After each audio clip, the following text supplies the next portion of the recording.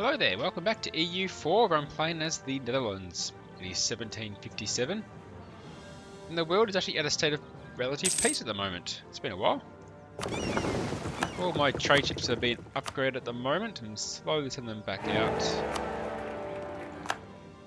The Royal Marriage of Austria just ended. I'll get that back nice and quick. Let's get my fleets back out there.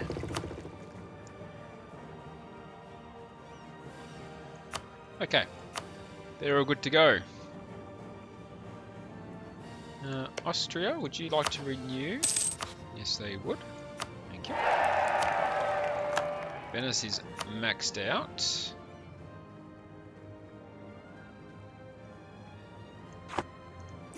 Tech, how far ahead am I? Still 3 years ahead of tech.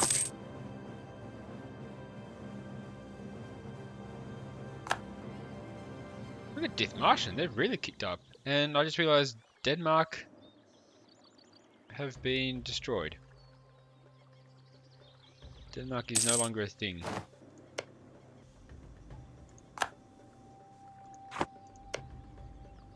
Russia is still at war with Sweden, the Ottomans and the Ming. Wow. That's a big ask for them. So get some development in a few provinces. There we go. Okay, now I was planning an attack on Vijayanagar. So how about we get those plans accelerated, shall we? Let's get this 50,000 strong army moved up to Sri Lanka. I've got another one just here as well. Would be enough, do you reckon? Yep, that'll be more than ample. Do another idea, jeez. Which I can start a golden era. Let's do that. Let's start a golden era. Another STEM achievement, golden era. For 50 years I get bonuses, morale of armies, navies, power cost reduction, good produce modifier. Lots of things. Rushing wood. Our voyages into strange waters with ill-prepared ships mean that the wood is decaying faster than expected. Humidity, rot, termites. There is a price for finding new markets. This is fix it where we can.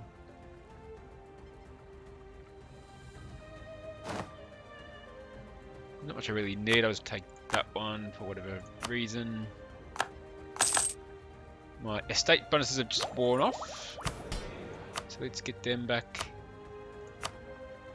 nice and quick. Like so.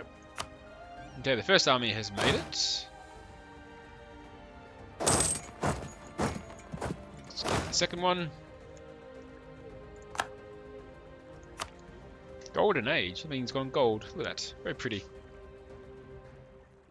Spy network, where's that in? Brunei. Oh yeah, we want to finish off Brunei soon. Let's get a claim on Kutai. That's right, I was going to build a fort in Brunei, wasn't I?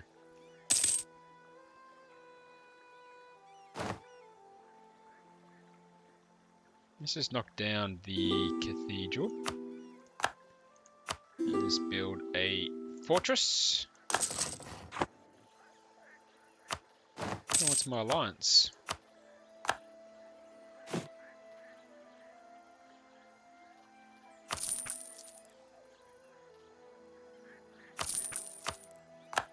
In Samarinda, I want to build a fort as well. That means it stops Borneo doing that thing they were doing, which is very annoying. I might build one in Sumbawa too. Education for the poor. A religious local philanthropist has begun to create schools for poor children in Zosa. The ambition is to bring literacy to the poor and educate them in the way of the Reformed faith. Of course, there are those who would argue that this is not an activity without risks. I'd say it is an excellent initiative. Oh, I've got a bright spark achievement. Geez, I'm really getting the achievements in, aren't I?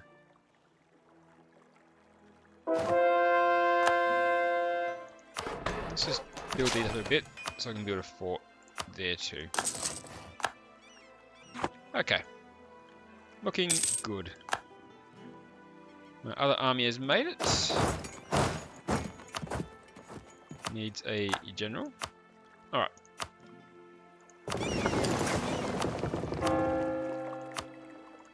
Let us attack Vijayanagara. What I might do, I'm only 2 years ahead of tech, so I'm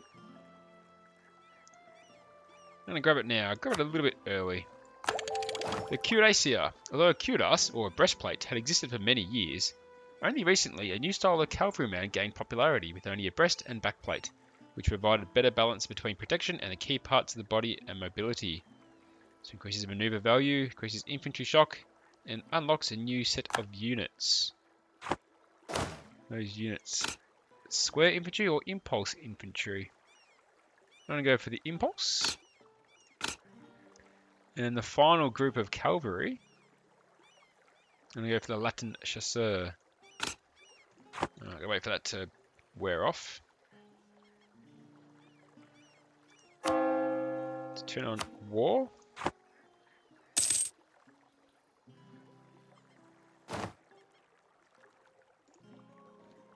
So Malacca's completely gone, as far as I can tell. France have been kicked out to Papua New Guinea, apart from that one little province there. Denmark's completely gone. Even Bohemia is pretty small. A few different outcomes in this game, that's for sure. Okay, let's do this. Vijayanagar, I will declare war on you.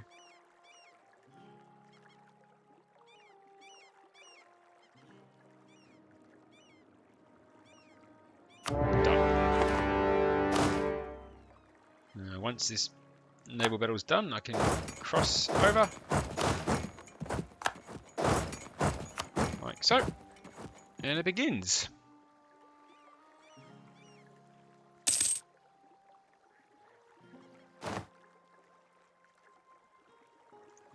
Adding points. Keep. Dish it out wherever I want. Until I see an enemy, I'll split up my guys.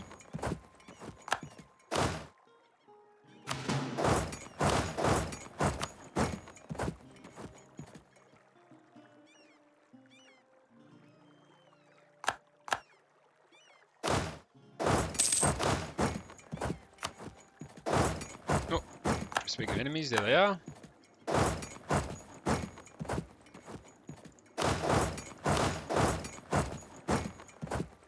So I'll get this group to reinforce that so they don't attack.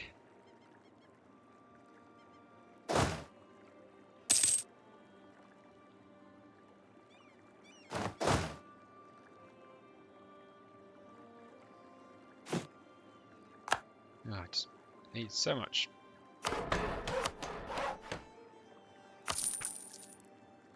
Okay.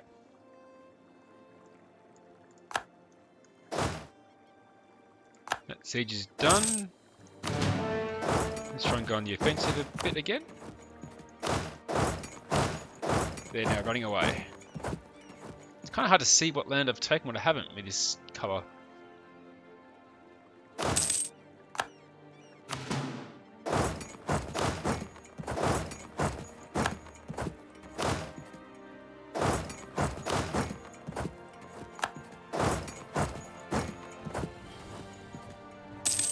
There's a fortress here, and there's a fortress here, so I'm going to work towards those two.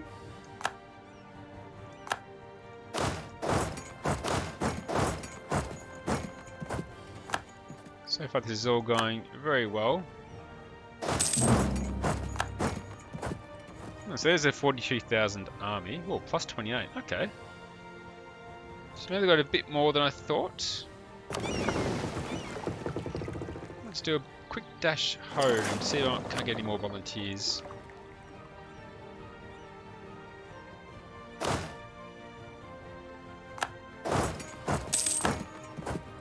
Okay, let's try and have some combat, shall we?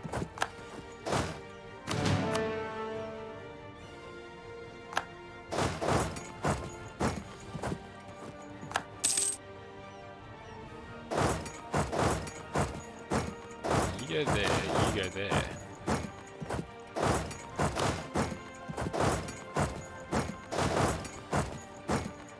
Alright, caught one of them out.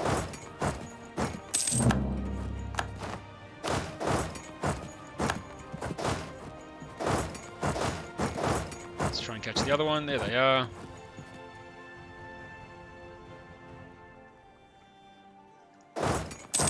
Job done. I'm in need of reinforcements, so I'll bring these guys back. Okay. Where was I?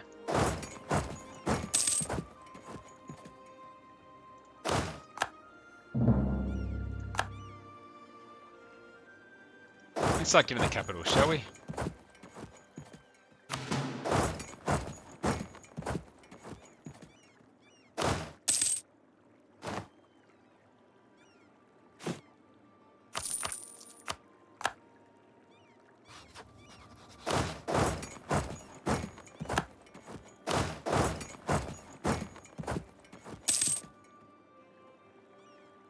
Whoa, that was quick. That was a quick siege. Obviously, the Napoleon idea that I purchased has definitely paid dividends on sieging.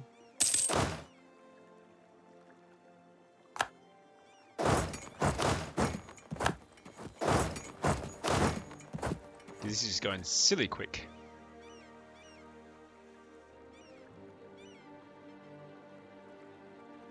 Who else am I at war with? Gage it up there. Okay.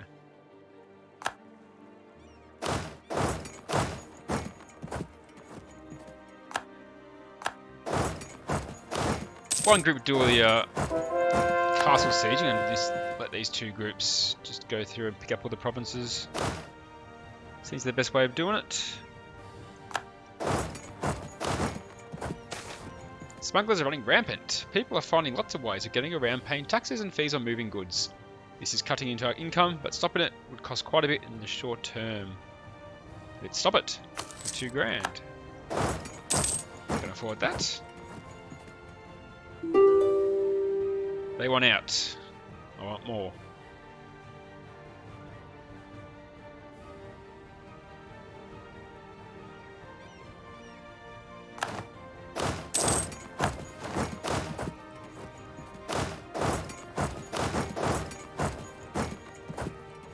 Still want out. Of course they do.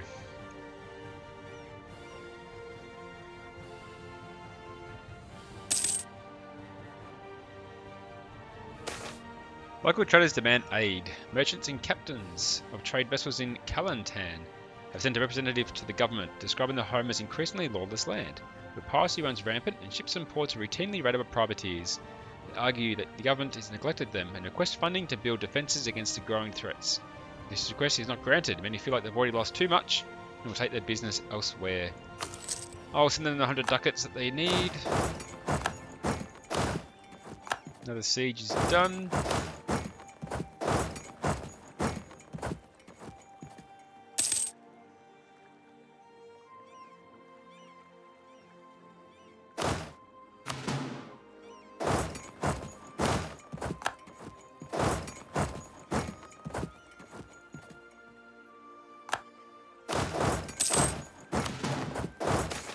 Nobles look to other houses. Although still maintaining a hold on the position of great stadtholder and the rule over the Netherlands, the influence of the Orangists have fallen slightly in recent times. Nobles who sought power by aligning themselves with the family are increasingly coming to view this as a sign that the House of Orange, despite its legacy, is still at the mercy of the bureaucracy and political environment of the Republic. Some of those who have formed the backbone of our armed forces are requesting that Ludovic VI, commits to asserting power more clearly in military matters.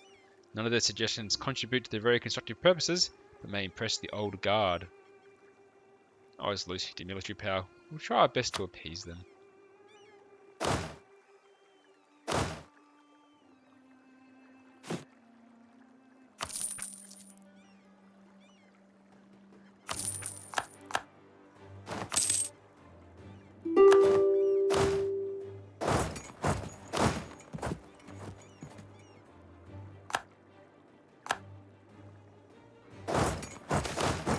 Philips Willem Evertsen, Philips Willem Evertsen is a greatly accomplished diplomat, well known for his efforts in establishing our nation as a major diplomatic force. I guess I'll take the 50 prestige and 50 diplo points. But before I do that, I want to change cultures. Actually, can I support any more cultures? I can. Let's support Malayan. And I'll go Borneo because I'm going to take more of their land soon. Here we go. Done.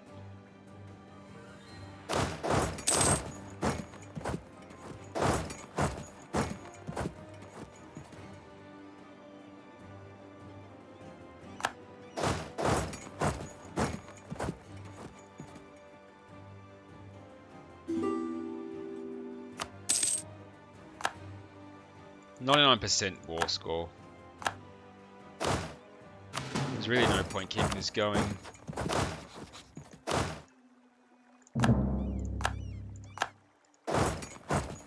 But I will. I've got 2 provinces to go. I'll grab them. And then I'll peace out and see what I can take. From Vijayanagar. Let's take over India. Probably should have done this earlier when I think about it. Alright.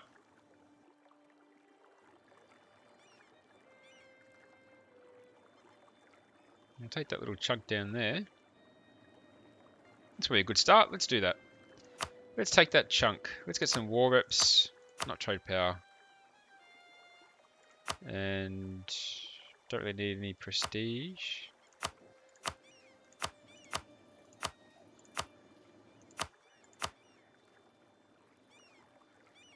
Going to release Mysore as a nation as well. And that will do. And some money. Alright, send that demand. Done! My first chunk of mainland Vijayanagar.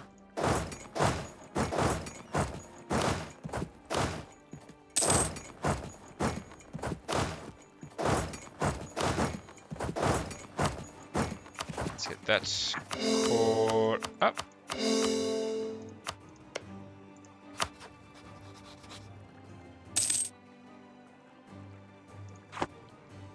Now I released my sword, so it weakens Vijayanagar and means it's a different enemy to conquer next time. I think that works out well. I hope. How are these techs going? Alright, techs are ready. Having Tech 28, the Rotherham plough. The basic plough in use in Europe has been unchanged since the Roman times. Now, thanks to improvements in design, the same plough can be made much lighter, reducing workload on draft animals, allowing them to do more work. Increases production efficiency. Stadtholder is an entrepreneur, increases trade efficiency.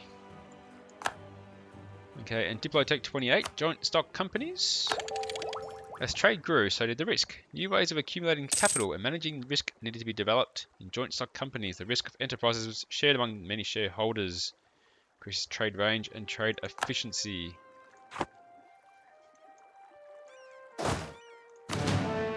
Okay, good little war. I wasn't at the Maldives, wasn't I? I'll get them next time. That's Spain there, I think, yes. Alright. How's my truce with Borneo going? Brunei. 2 more years. Okay, that's pretty good timing.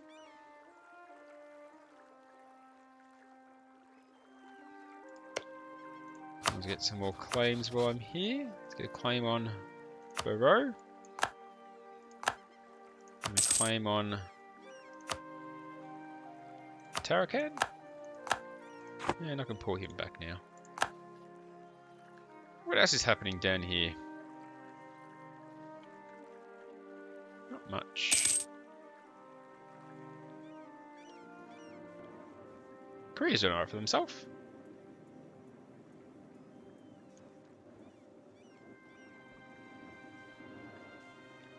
Russia's actually getting beaten back.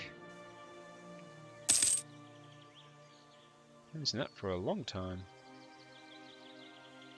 Sweden's taken them on in a big way. It must be out of manpower. It's the only real option, isn't it?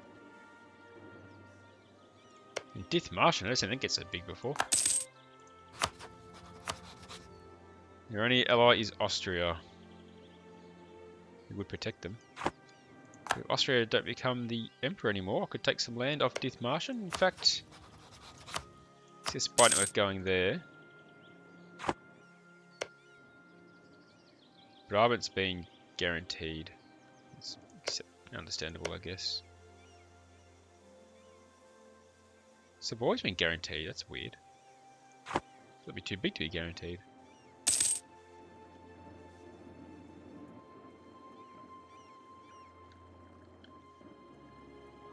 Well, that might do for this episode. So, a little war against Vijayanagar. Took a handful of provinces. I'm going to continue that going for probably the rest of the game and see how much I can eat up. And you know what? Oh, I just got nothing else to really do. Maybe a war against Dithmarschen at some stage, if everything lines up right. Coffee houses. The introduction of coffee to the Netherlands has hit the nation by storm, with coffee houses springing up in cities throughout the land. Minuscule admission fees ensure that the educated, uneducated, rich and poor alike can go to a coffee house and join the lively debates within. Popular topics of discussion include philosophy, politics, gossip and finance. A natural meeting place for intellectuals, the coffee house is becoming synonymous with debate and learning.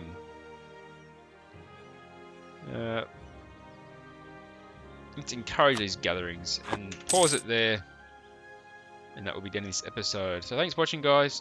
Appreciate your support and hope to see you next time.